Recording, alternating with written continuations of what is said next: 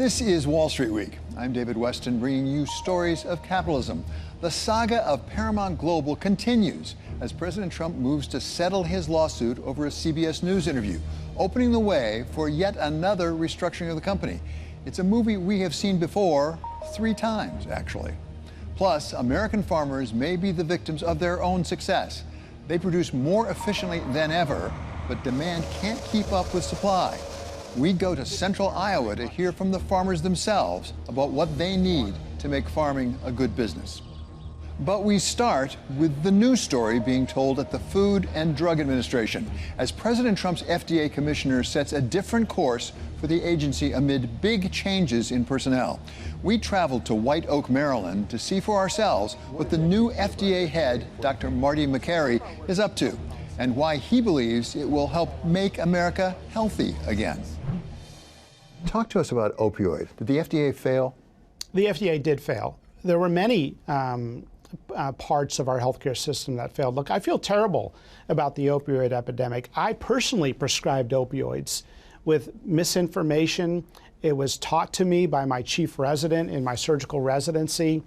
And we sort of woke up to this problem around 2014, 2015, and thought, oh my God, what have we done? What information did we not have? I think was regulatory capture at the agency. Now, we can't prove that, but when the reviewer immediately goes to work for Purdue Pharma after approving OxyContin for chronic pain, and the approval for chronic pain was based on a 14-day study. Have we seen the last chapter of that?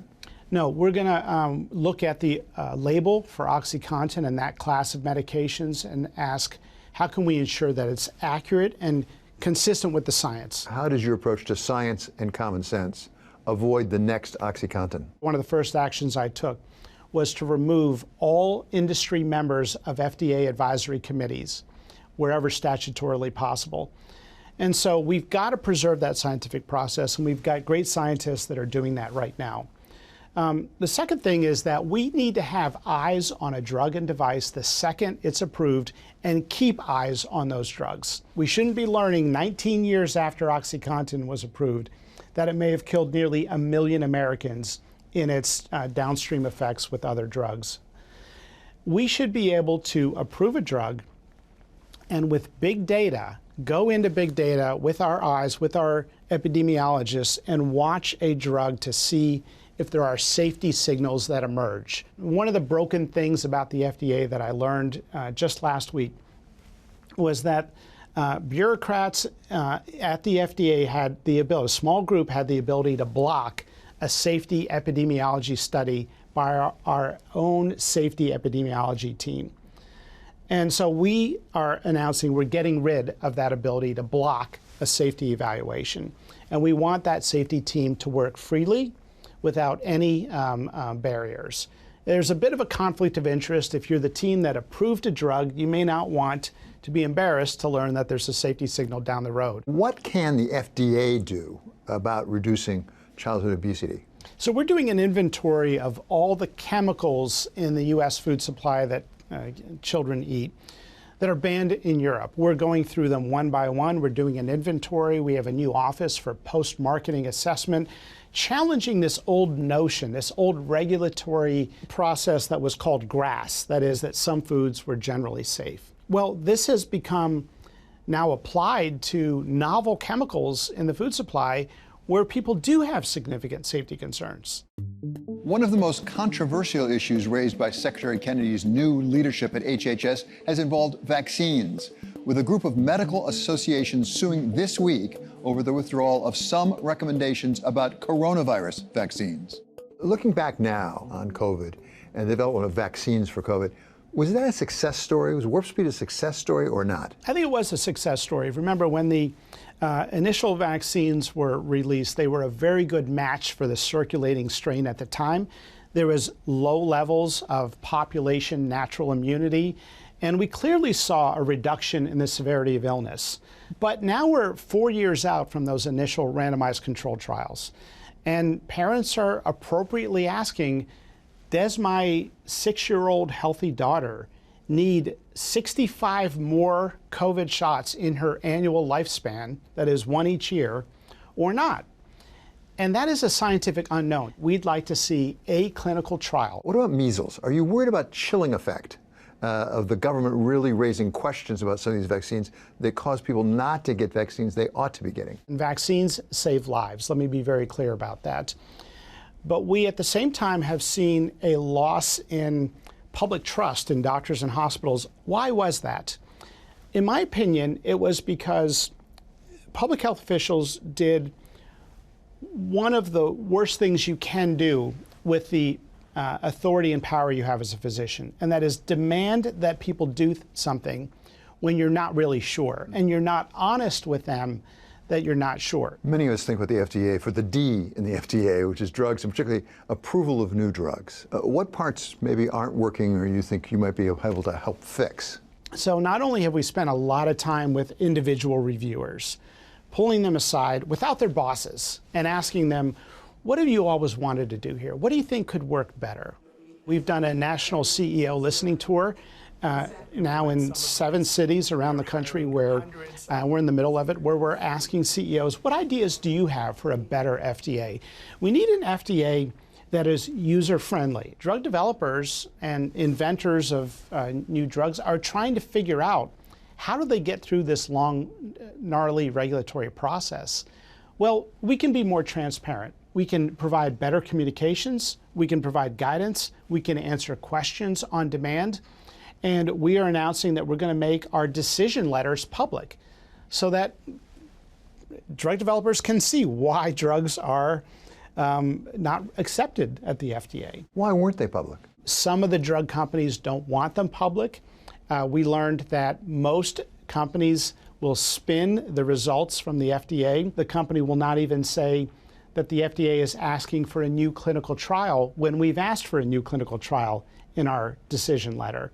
So there's an opportunity for companies to sort of spin the results, make it sound like, oh, the FDA got it back to us and they just want to see one small tweak. If in fact there's more disclosure about letters that say we're not approving your drug, could that help the rest of the industry make progress faster on developing the right drug? Absolutely. Look, we need more transparency. The FDA has been a black box, and companies have scratched their heads to try to figure out, what do the reviewers want? Why are they rejecting a drug?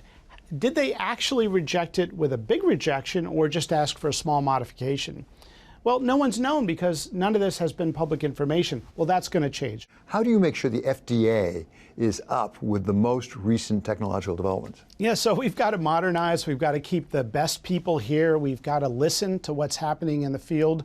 And AI is a good example of that. We're using AI to organize these gigantic applications that can be 100,000 pages. And we now have thousands of scientists at the FDA using it every day on their own volition. That is, it's an optional feature. They find value in it. They're using it.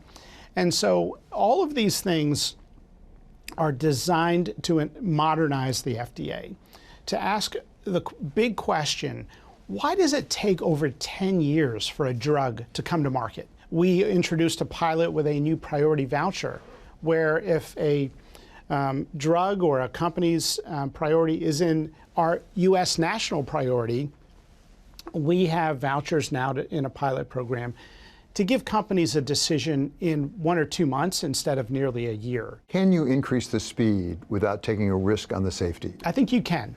Commissioner Makary admits to a good deal of change at the FDA, change that has led to the departure of some very senior, longtime leaders and the loss of a good number of positions altogether. So the FDA doubled in its number of employees since 2007. Now, there were massive redundancies with 12 travel offices, over 2,000 HR and budget procurement personnel. There were duplications of services. There were clunky adverse event reporting databases that were all built from scratch. So we can benefit from a lot of great consolidation in IT and communications and so many other areas. But we have to make sure our scientific reviewers and inspectors have everything they need. At Bloomberg, we focus on investors often, and capital counts when it comes to biotech. Change is not something investors usually like. How do you think your changing of the FDA may affect investment? I want investors to know that we are in a deregulatory mindset. We're cutting red tape. We're going to speed up the approval process without cutting any corners on safety. We're going to continue to invest in our scientists and inspectors and all the core staff central to their function.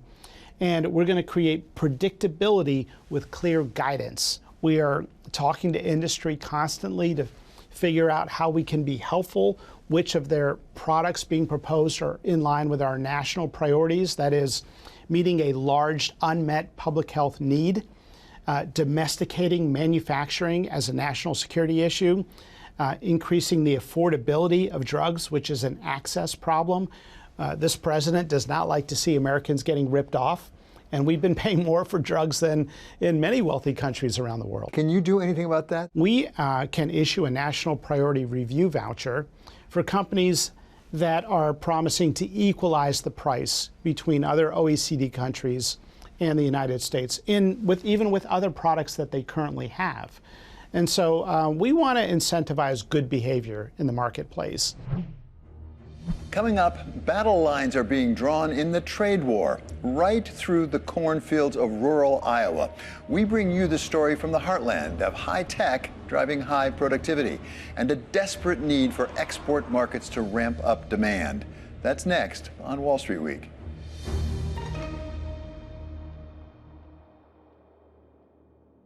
This is a story about abundance, an abundance of food, and whether we can ever have too much of a good thing. The United States has the most productive agricultural sector in the world, something every president, Republican and Democrat, embraces. Since 1933, the government, your government, has been a friend of the farmer. Farmers. U.S. farmers. America's farmers. And I love them, and I'm never going to do anything to hurt our farmers. Welcome to Iowa, where dusty roads pierce through over 20 million acres of corn and soybeans. The towns are small, and the skyscrapers dotting the horizon aren't office buildings, but grain elevators. This is America's heartland, and farming runs in the blood. I am the third generation. My grandfather started farming in Nebraska for generation one, and in the mid-50s moved here to central Iowa. And my father continued, and then now me after. What brought your grandfather to Iowa? The situation in Nebraska was three brothers farming together. They weren't able to accumulate enough acres, and then drought situations in Nebraska decided that they should split up. My grandfather moved to Sioux City, Iowa originally, and farmed there for a couple years, started a dairy herd. That didn't work out, so then there was an opportunity to rent and buy this farm. Are you hoping your children will continue in the farming business in some way? I certainly do, and I think that that was something that I'm very proud of, to pass on that tradition, that appreciation for agriculture to all of my kids. This I have not done. That's Stu Swanson. His farming family has seen dramatic changes in the business of agriculture since his grandfather came from Nebraska 75 years ago. So each acre of corn will cover 3 times with this machine. Over that time, U.S. farm productivity and output has nearly tripled, helped by technological innovations. With that explosion in productivity has come larger and larger farms, including for Swanson, who now farms about 1,900 acres, a third of which he owns, with the rest owned by investors from as far away as Norway. Yeah, I think for this time of the year, in mid-June, the corn looks about as good as any. I've farmed for 33 years, so this is my 33rd crop that you're walking through today. Other than a little excess water that we've had in the last few days. My boots are sinking down here as we walk through it. But also, look at the color of the soil. Why is this so rich? We're lucky that the glaciers moved the topsoil here. We also are in an area of Iowa and of the country that is called the Prairie Pothole region. So we have really rich organic soils from the previous plants and things that were grown here. And so that high organic matter gives that black color that we are very proud of here in Wright County. That might all sound like good news, but as president of the Iowa Corn Growers Association, Swanson knows all too well the challenges facing America's row crop farmers. A lot of farms, I understand, are actually cash negative. Are you cash positive? I haven't ran a number to tell you today. Certainly, we know that over the last 3 years, we've seen about a 30% decline in commodity prices. I think over that same time, we've seen the 9 major crops all be underwater, so we are producing at a loss on the 9 major crops. Gold Eagle Cooperative is an intermediary for farmers in the markets they serve. It is located on the outskirts of Eagle Grove, a short 20-minute drive up the road from Swanson's farm. We sat down there with Tom Halverson, an Iowa native himself. I remember when my grandfather started, when I was a little kid, he had a little tractor with a harvester that would do 2, 1 on each side. He'd be going back and forth in the field like this for a couple days. After working around the world for Goldman Sachs, he's now CEO of CoBank, which operates as a farm credit bank, counting as clients both Swanson's Farm and Gold Eagle. Halverson has a front row seat for the storm brewing over America's crop farms. Corn, soybean, and wheat prices are meaningfully lower than they were a couple of years ago. That translates into, lower cash flows for the producers themselves. At the same time, rural Americans in general and farmers in particular are not immune from macroeconomic conditions, including inflation, for example.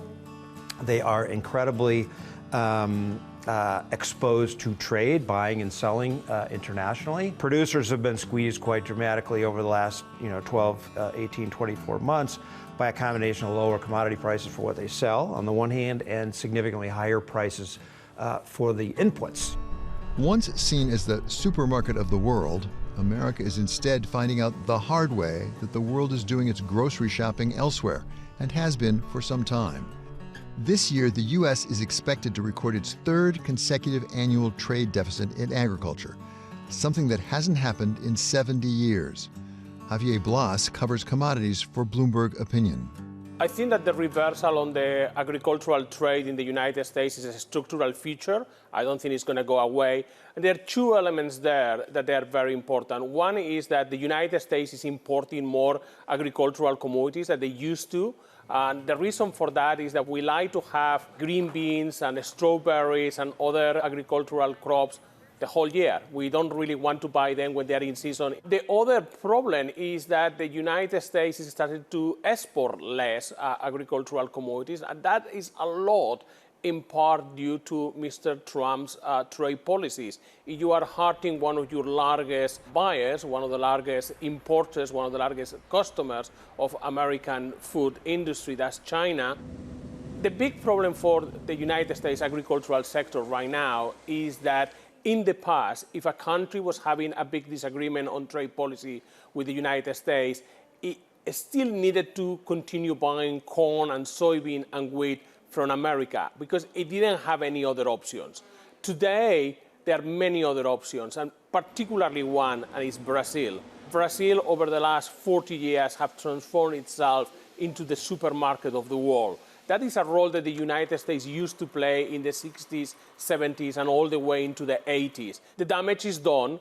Every time that you scare buyers, the buyers are looking for an alternative, and they will have very long memories. Japanese soy importers still remember the very brief trade embargo imposed by the United States more than 50 years ago on soybeans. And that is half a century later. The buyers still remember that. Once you open that door, you cannot put it back. It has been done, and I think that the damage is done. As far into the future as we can foresee, the agricultural economy of the United States is very, very dependent on access to overseas export markets. My uncle, who lived about a mile from where we're right now sitting, was one of the first American farmers to go on a trade mission to China in the late 1970s. And back then, we didn't sell any soybeans to China. And since that time, we've grown our export market to China from 0 to being the biggest export market. And until our recent trade disagreements with China, we got up to the point where it wasn't yet 50%, but it was closing on 50% of all U.S. soybeans got exported to China, which is an inconceivably large amount of soybeans that are being grown in this part of the world, put on trains, shipped to the West Coast, put on ships and and sent to China. And so, we now have a very significant vulnerability to the need to sell our soybeans internationally because we produce way more soybeans now than we possibly consume in this country. With China and others now looking elsewhere, the U.S. is finding ways to drum up domestic demand. Part of the answer lies in alternative uses, and that's where Chris Boshart, the CEO of Gold Eagle, comes in. We're about a 3,000 member owned cooperative. We provide goods and services to farmers. So we provide a lot of agronomy services where we'll sell farmers seed, fertilizers, crop protection products to help their crops grow. Our feed group will take farmer corn and grind that, blend that, and feed that back out to livestock. And then our grain division, we take the farmer's corn in the fall or whenever they need us to be there to deliver it. We try to help them find the best markets. We do have a partnership with an ethanol plant, so we manage an ethanol plant that's just right out the back door here. We grind about 30 million bushels of corn a year. We're making about 90 million gallons of ethanol out of that corn, shipping it all over the country into the our liquid fuel supply.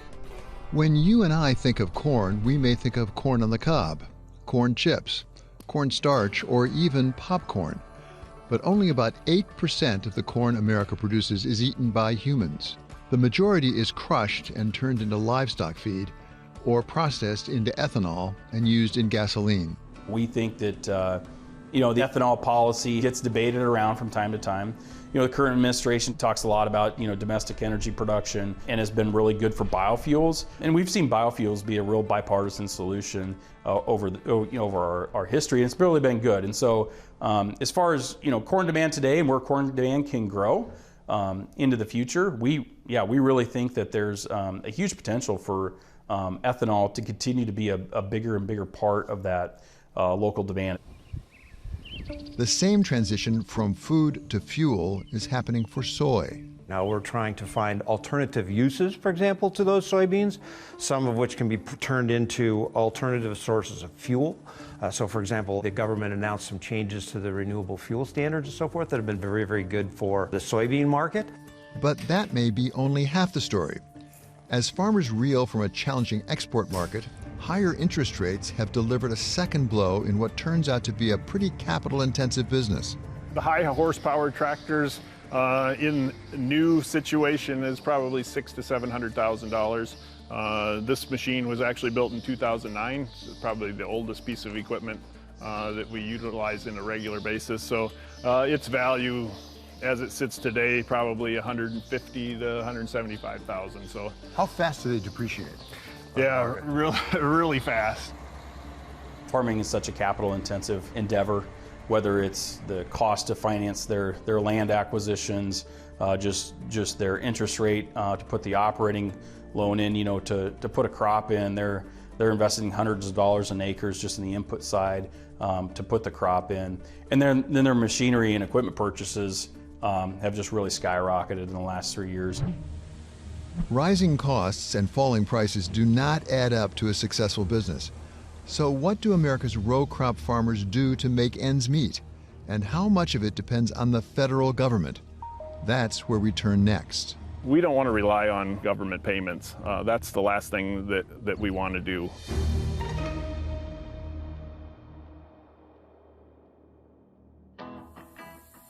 In the cornfields of Iowa, farming is more than just a business. It's a way of life passed down from generation to generation. So do you come from a family of farmers? I do. I am the third generation. I was born on a farm in southeast Iowa. When my grandfather came here, you couldn't farm very much in this part of the state because it was all water. It was wetlands. This is where I grew up, and I'm the fifth generation, so we're raising the sixth generation here on this farm. So back in the late 1800s, my great-grandparents would have came here and started the farm. J.D. Meyer's farm lies a short drive from Stu Swanson's. You'll start seeing, I don't know if we can see it yet, but you'll start seeing an ear shoot. And he, too, farms corn and soybeans. But where Swanson is the third generation in his family growing row crops, J.D. Myers is fifth generation and plans on passing it along to his own son. 300 bushel on the bottom of that bin that's left, so take a few loads to get up there. But other than that, we'll be done, and then we can grease the shivers and get it ready to go. For decades, passing it on to the next generation has been the story of American farms. But the agricultural workforce has been in steady decline, from 8 million in 1949 to just over 2 million today. Technological innovation has certainly made farming more efficient, but urbanization has also contributed. As folks have moved into the cities, and we even see that here in Iowa, you know, there's definitely an urbanization trend, and that's all good. I mean, that's all good and well. But I think that the value of folks really truly understanding where their food and fuel come from, there's just tremendous value there, and we need to keep doing that as ag leaders to keep telling that story. But if Iowa's farming families hope to pass their way of life onto the next generation, it has to be a sound business as well as a way of life. And the combination of low prices and higher costs has meant that farm income has plummeted over the past few years, meaning that sometimes financial institutions like CoBank have to make up the difference through loans. We rely not only on CoBank, but local banks to help provide financing. The cost of production is at such a high level, and it just keeps increasing, that we need that backstop to know that we can average cash flows out. One of the most important indicators of credit quality for the farm credit system, and indirectly for farmers as well, is farmland value. Right, so we watch very carefully what's happening to farmland value. My family owns some, so we watch it too. And farmland values are always a massively lagging indicator. Commodity prices have come down a lot, right? Corn's down, beans down, wheat's down since, you know, the peak 2 years ago. But farmland value is still like this. It has sort of stopped rising in the way that it had been rising for a long time. But as you can imagine, if prices stay low and cash flows are negative for a lot of producers, they don't have free cash flow and working capital, and they have to, you know, draw down, because farmers tend to be asset rich and cash poor, right? They own land and physical assets and machinery and stuff that's worth things, but it's not liquid. So credit quality is actually pretty good. Balance sheets of most farmers were in good shape, you know, until the last 12 to 18 months. But this stress period that we're now in is going to manifest over coming, you know, 6, 12, 18 months, and that'll show up in tougher cash flows, people needing to raise liquidity in other ways. Farmers can't keep borrowing forever to make up shortfalls, but there are signs that things could turn around, not because of higher prices or lower costs, but because of the government, something farmers like JD would rather not rely on. Biggest thing, you know, I guess for me as a farmer is I want to make sure we have markets. I don't want direct payments. I would rather not have direct payments from the government. If we can have markets that will buy the grain and stuff from us, not have to depend on the government for it, and develop those markets. We don't want to rely on government payments. That's the last thing that we want to do. We've worked to try to eliminate that, and we want to try to create demand through domestic markets, through exports, to offset that. Last year, the U.S. government paid out roughly $9 billion to farmers. This year, that figure is set to surge to an estimated $42 billion, much of it aimed at weather-related disaster relief and support for those in financial distress. Still, the role of subsidies raises tough questions. After all, the U.S. didn't bail out DVD manufacturers when streaming upended the industry. But then again, DVDs are a luxury, while food is a necessity. Now, your viewers who are not close to this would probably say, well, why do we do that, and how much do we do that, and what's the explanation for that? And to which the answer is, if you travel around the world, as I have in my career, you'll realize and know that feeding your population is a national security consideration for everyone on Earth, right? And we kind of take that for granted here because we're so productive in our agricultural economy. We don't just feed ourselves, we feed a lot of other people all around the world. But being able to have a food self-sufficiency and a comprehensive, productive, safe, secure sources on a through-the-cycle basis of food and fiber for the United States of America is frankly a matter of fundamental and vital national security interest. And in order to safeguard that, we have put in place over many decades in this country a whole bunch of support infrastructure to ensure that we will be able to feed our population under any and all circumstances. And that infrastructure has been enormously successful for so long that almost all Americans take it for granted. Is there also a risk in terms of business and the economy in ongoing subsidies to farmers? It's a very important question. You know, I never met a farmer that wants to make a living at the expense of their fellow tax-paying citizens. That is a true statement. On the other hand, just like every other advanced industrialized country in our peer group, so think Japan, France, UK, Germany, or whatever, because of the national security implications and so forth, you've got to have a good, stable food supply. You've got to make sure that that's taken care of. So you can't leave that 100% to the vagaries of the marketplace. And so it's not a surprise, therefore, that all of our peer countries have a similar kinds of mechanisms in place to ensure that, and to ensure the care and well-being of the rural land. But having said all of that, it is a risk that if you take too much too often and get your significant risks taken off the table for you whenever they manifest by the government, that you're subject to the risk of the complacency of thinking that that's always going to happen. And that can be true in a variety of ways. And I think in our country and in our society these days, there is a tendency for the population to want the government to de-risk things when they go wrong. All those things are legitimate and reasonable, but they also, over long periods of time, change people's behavior in the marketplace. And the market starts to take risks that end up becoming mispriced. You know what I mean? And they end up that the people who are having to provide that support are going to have to provide more of it more often than would otherwise be the case.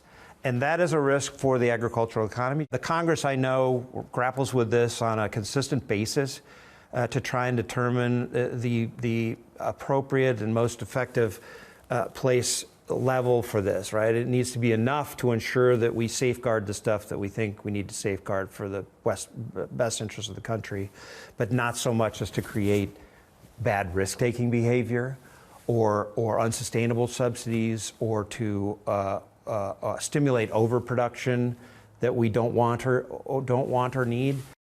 If we don't have a strong agriculture sector, if we can't feed ourselves, we are no longer the superpower in the world. And so all of this, it's a complicated sort of balance that we're striking, that we're working to achieve.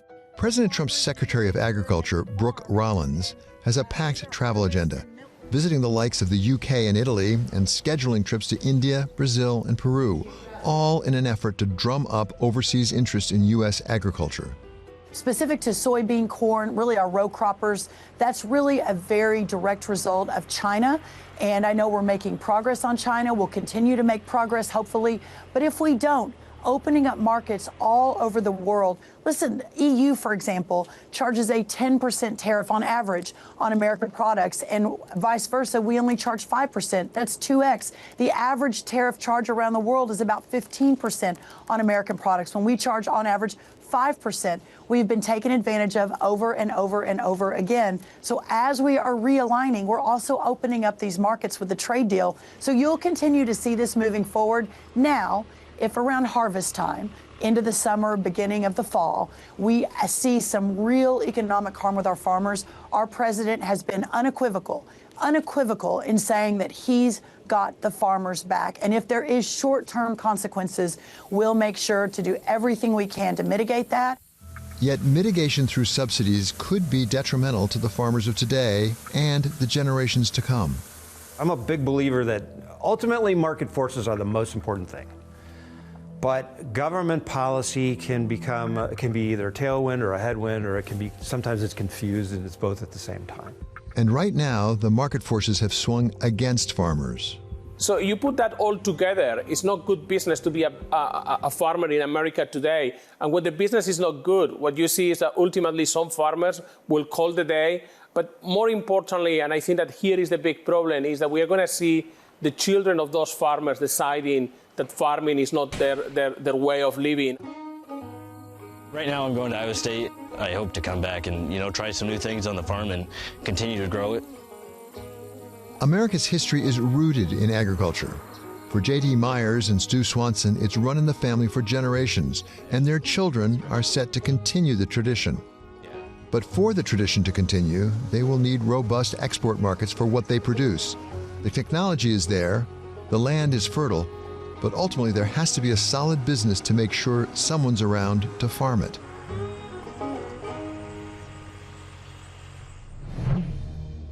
Coming up, breaking up may not be hard to do after all, as Discovery moves to break up with Warner Brothers, even as Paramount Global tries to get together with Skydance. That's next on Wall Street Week.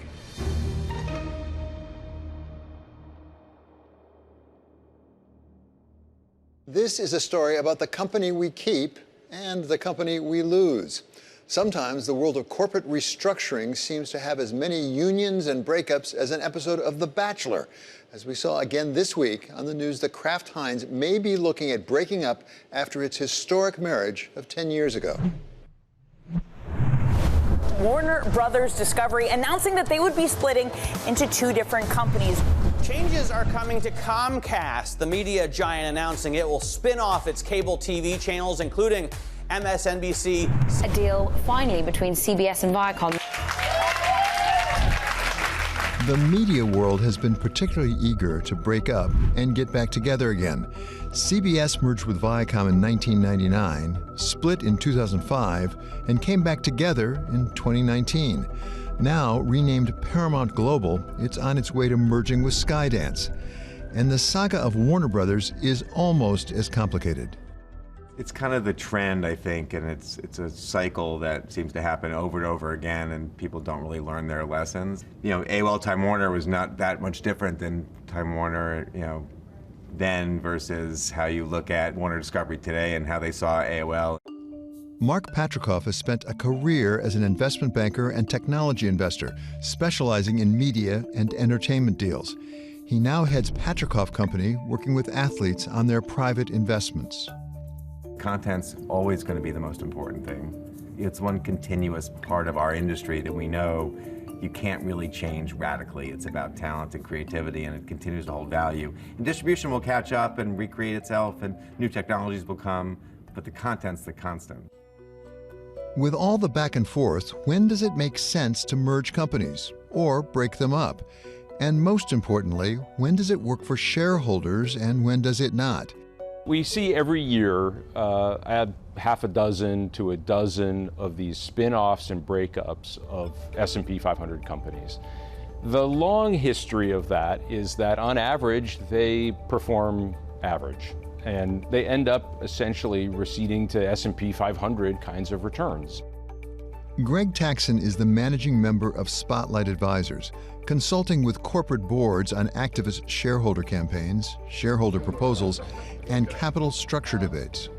There are outliers where splitting a business makes a lot of sense and can actually add value, both on a valuation perspective or a growth and opportunity perspective.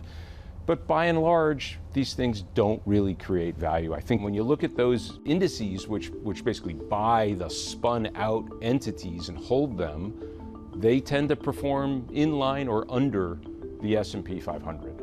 So on average, these things don't really create value. There are times when a spin out or a sale can enable something different, but it's only really when the spin out enables the two businesses to engage in some activity or attract people or investors that are different than the conglomerate that these things really work. The fact that a company has different business lines growing at different rates doesn't necessarily mean it needs to break itself up. The fact is that the people who are running every division inside a business are pretty focused on that business.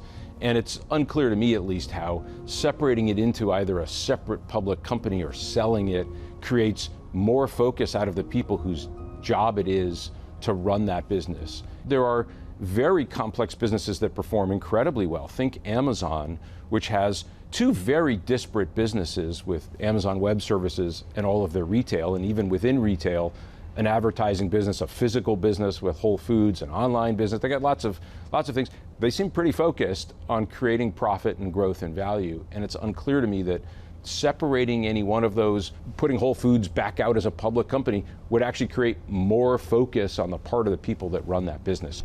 Yulia Snihor is a professor at the University of Navarra.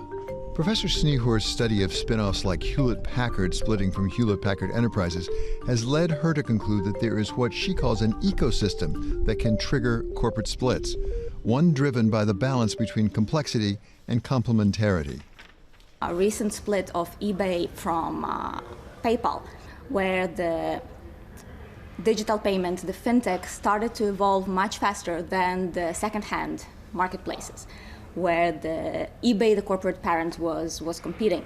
And so this difference in growth between the payment business model, where PayPal was looking at serving many different customers in addition to eBay at a much quicker pace with a much higher complexity, was very different from the marketplace, more mature business model of eBay.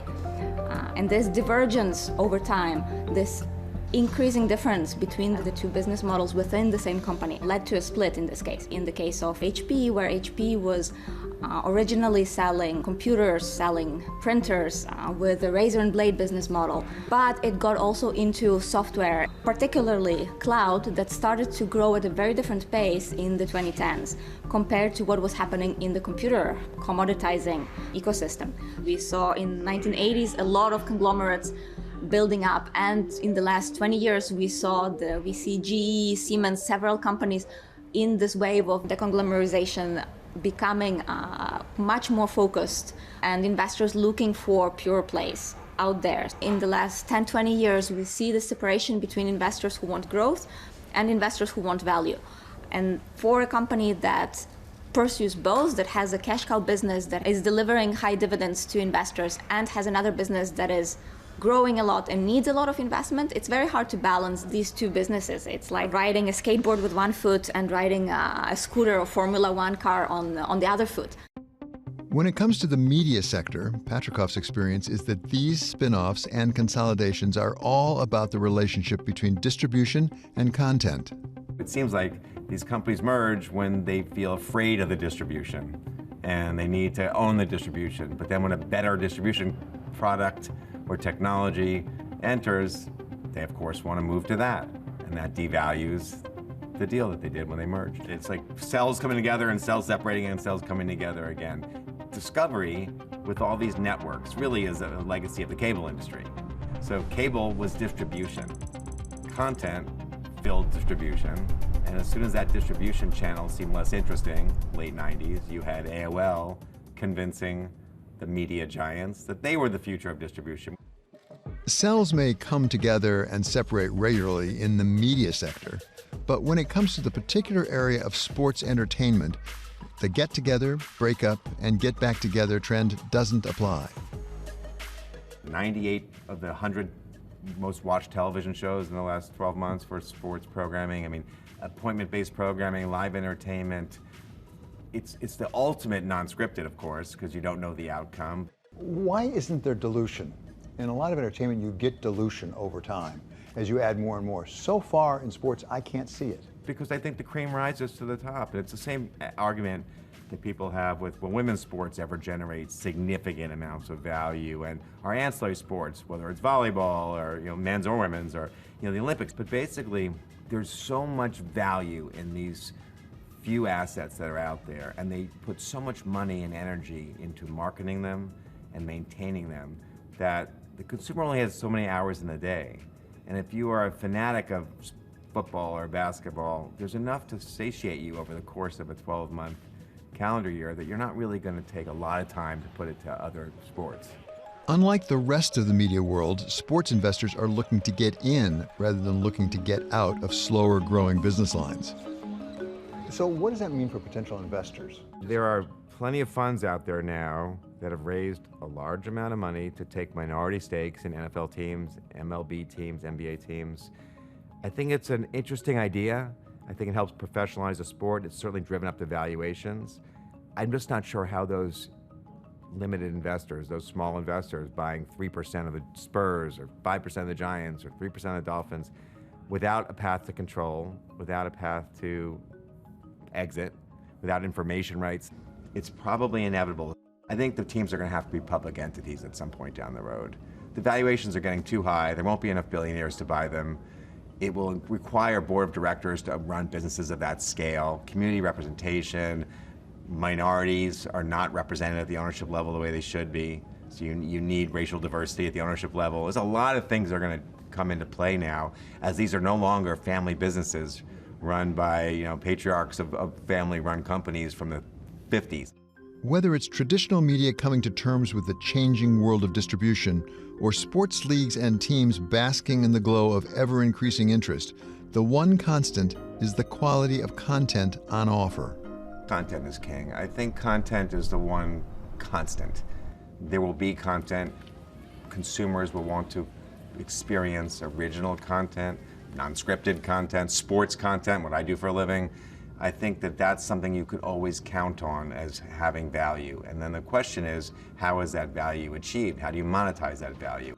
And there is ultimately one source for that high-quality, compelling content, and one rule that has stood the test of time. I worked for a man who ran Cap Cities ABC. He used to say, sooner or later, all the money goes to the talent. He was talking about shortstops back then. I get it. Is that true? Sure. Look how much money the NFL quarterbacks are making. There's going to be a separate salary cap for quarterbacks for the next 2 or 3 years. I'll also give you a prediction, and hopefully we'll sit down again in 5 years. It's inconceivable to me to think that NFL quarterbacks and other prime positions, and then we'll go to the NBA and other sports, won't be owners of the teams they play on, and that'll be part of their contracts. Why would a chief technology officer at a Facebook or Google get equity in that business, but Joe Burrow doesn't get equity in the Cincinnati Bengals? So the talent is driving the value. They are part of the ecosystem that historically had been undervalued, while the owners and the media rights holders and the people building stadiums were creating all the wealth. But that pendulum has shifted. And that's part of our business model, but more importantly, it's appropriate because they're the ones who are doing the work. In the end, it turns out that the company we need to keep isn't so much the corporate form or name, it's the company of outstanding talent. Talent that can create the content that is king. Next, a look back on how tech has transformed the media.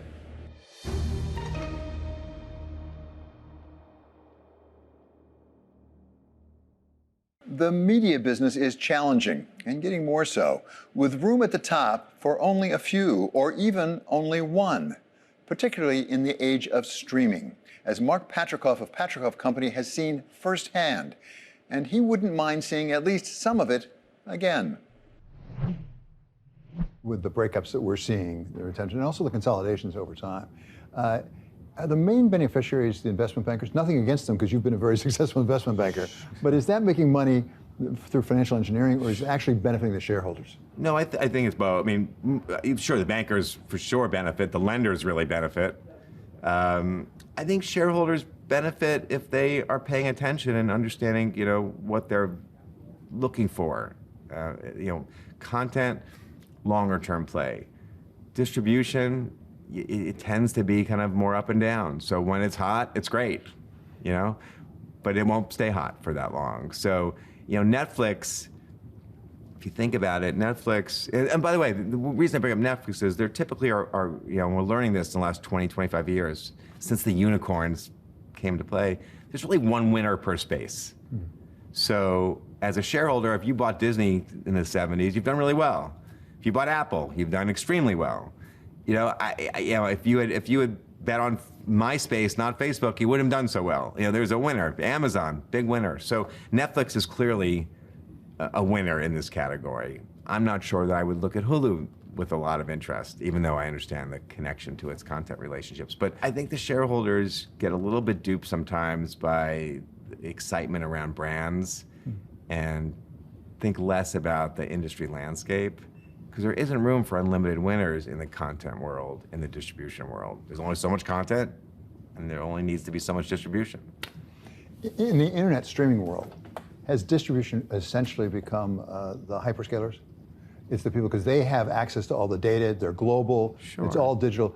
Are they really the gatekeepers now on distribution? Yeah, I mean, to me, in a way, Amazon's the gatekeeper for everything because they can monetize a customer in so many different ways. I mean, AWS is probably more valuable than our e-commerce business, but they buy sports rights so they can drive people to get data to use an AWS and then push them through e-commerce. So I think that is the ultimate superscaler.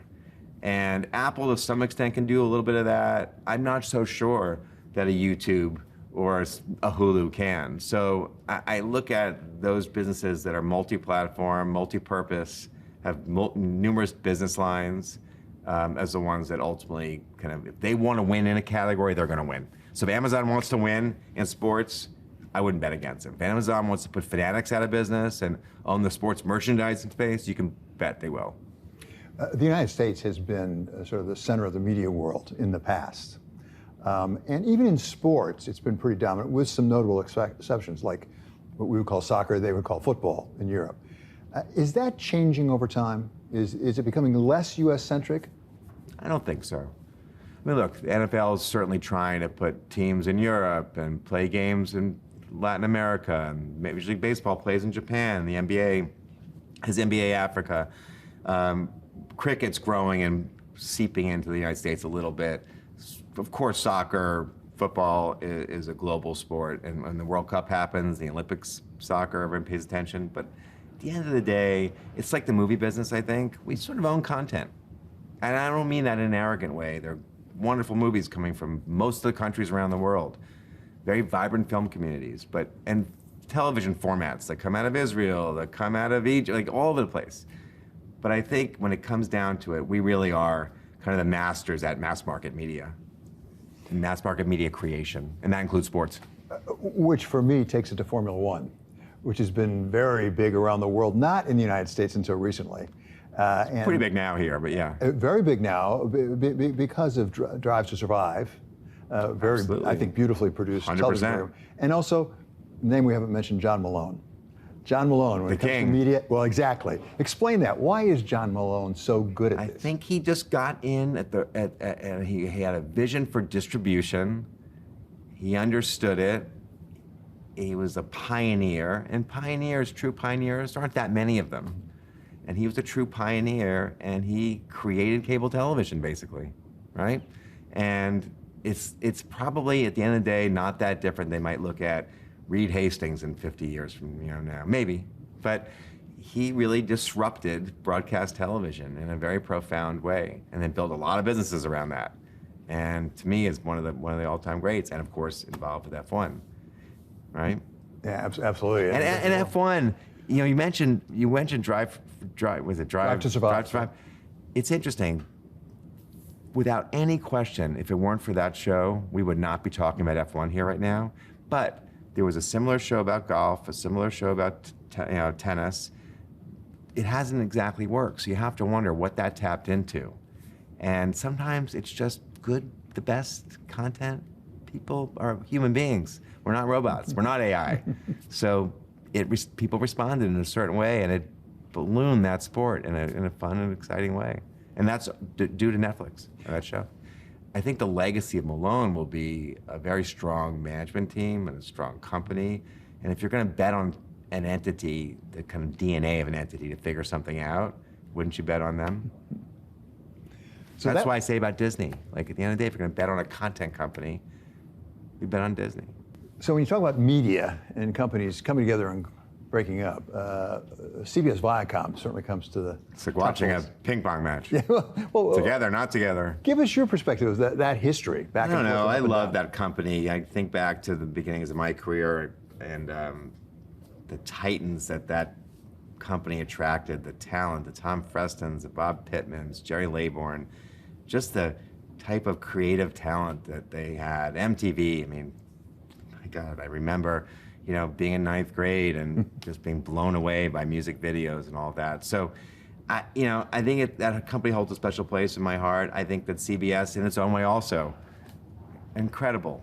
what history? And it's been complicated to think through that. And it's also, Viacom was really a family-run business. I mean, Sumner Redstone ran it like a family business. And I think Sherry found out that's a little bit harder for her than it was for him. And but I want that company to survive. Those brands matter. I think there's still hope to re-energize a Nickelodeon or an MTV and Paramount Plus now, and we'll see how that plays out. You know, I mentioned what I think about Netflix. I'm not sure there's room for many, many winners in that streaming space, but they own content. Yeah, content matters. IP matters, you say. Brands matter too, though. Brands matter too. Management matters, does it not?